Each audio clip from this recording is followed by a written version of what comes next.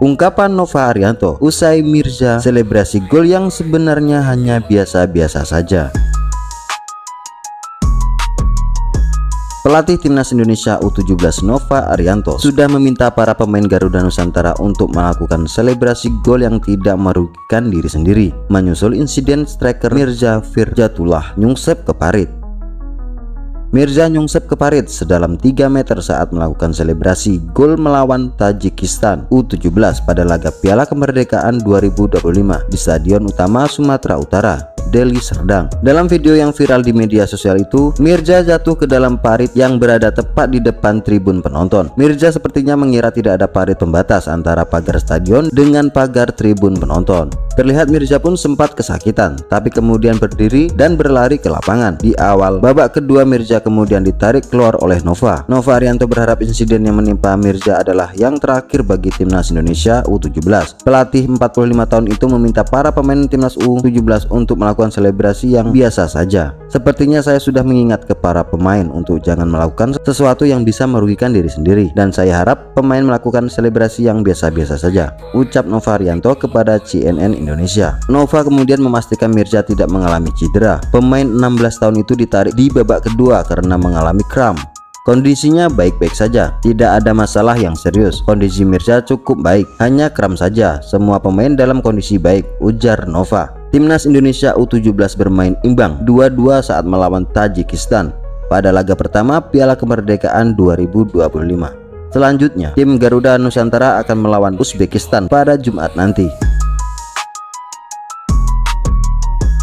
Jai resmi dapat operan kiper baru dari klubnya Elkan Bagot.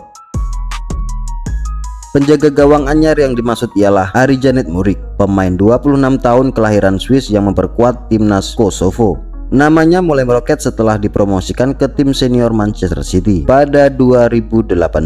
Murik adalah kiper utama The Citizen di Piala Liga Inggris 2018-2019 dengan tampil di ronde ketiga hingga semifinal. Hanya di final posisinya digantikan oleh Ederson yang berhasil membawa City kampiun dengan kemenangan adu penalti atas Chelsea. Setelah itu Murik dikirim sebagai pemain pinjaman ke Nottingham, Girona, Willem, dan Adana Demirspor. Manchester City baru melepasnya secara permanen ke Burnley pada 2022 untuk kemudian dilego ke sesama klub Inggris EPS. Klub yang menaungi bek timnas Indonesia Elkan Bagot lantas meminjamkannya ke Sassuolo.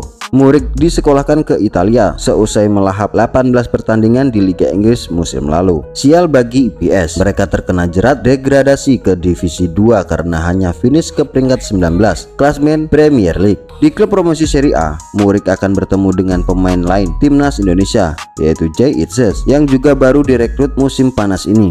Jika Jay tiba lewat status pembelian permanen, Murik dikomot melalui pinjaman dengan opsi kepemilikan penuh. Statusnya bisa saja menjadi pemain tetap jika Sassuolo membayar uang tebusan sebesar 10 juta euro kepada EPS Town. Melihat pengalaman dan rekam jejaknya, Murik kelihatannya disiapkan sebagai kiper utama musim ini. Tim asuhan Fabio Grosso kelihatan jelas ingin memperkuat lini belakang demi misi Sintas di Serie A. Mayoritas pemain rekrutan mereka di bursa transfer musim panas ini merupakan pemain belakang, termasuk kiper. Selain Murik, Jay Itzes dan Vali Kande lebih dulu datang dalam paket combo 2 bek tengah dari Venezia. Sassuolo juga mengangkut 2 defender lain.